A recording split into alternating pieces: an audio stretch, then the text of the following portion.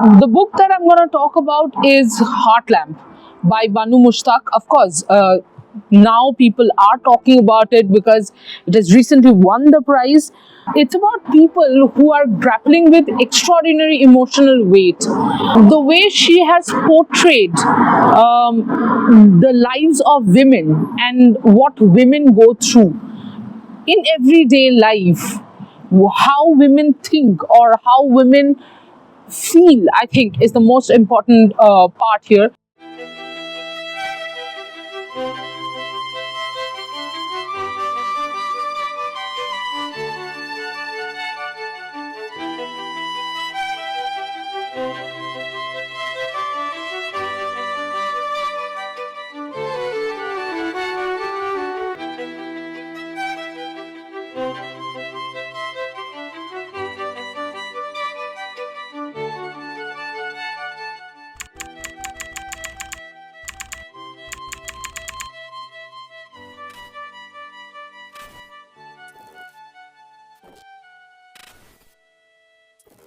Hello and welcome to a brand new episode of TBR.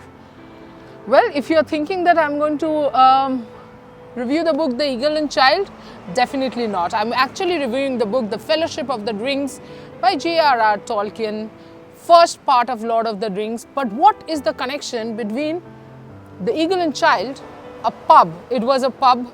Right now there's renovation going on, and The Fellowship of the Rings.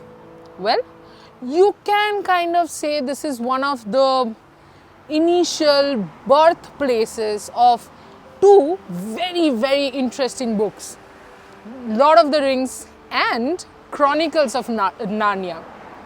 So much like you're seeing the photos there or diagrams there, this is where there was a group, the Inklings, the group of Oxford-born authors, writers, scholars. They would get together often, and along with having ale and drinks and food, they would discuss what they have been writing on, what is going on in their mind.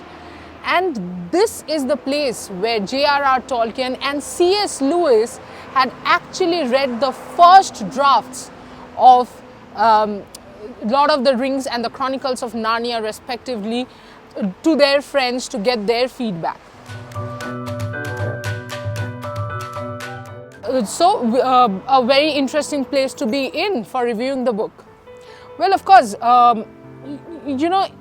this Lord of the Rings is a 1 year, this entire 2025 readathon with the book club, the Ready Readers Book Club that I am part of. And in fact, I'm here to meet our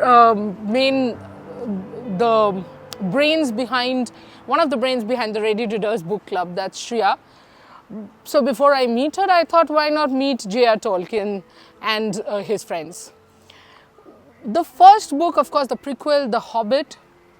We did read Hobbit as our January book of the month.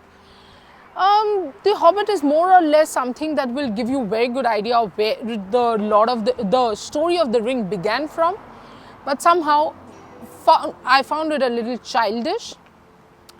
That is when we moved on to reading The Fellowship of the Rings, I was a little apprehensive, because not someone who loves reading fantasy or something.